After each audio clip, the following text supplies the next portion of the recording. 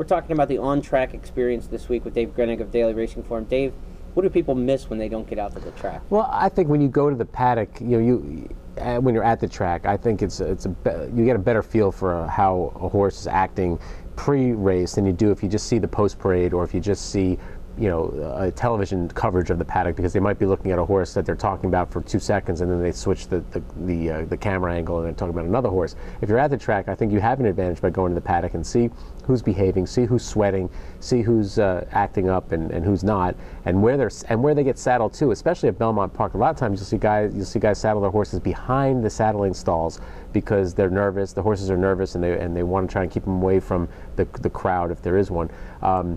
I think that's significant. I think you have a little bit of an edge if you're there and you're playing than if you're just watching on TV and trying to figure out where that horse is and how he's acting in relation to the others. Also, on a hot day, some horses sweat, some horses don't.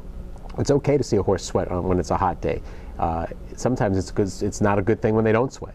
And on a cool day, the opposite is true. You don't really want to see them sweating when it's a cool day, early spring or early fall. And as for the fans itself, to get a feel for the game, it's a little different when you're at the track.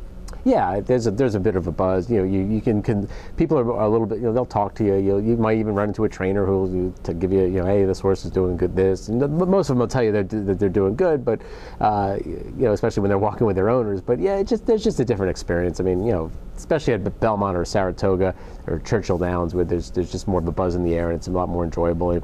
And you can see just how people are acting and how people are behaving and what kind of moods that the horsemen are in, what kind of and the behaviors of the horses.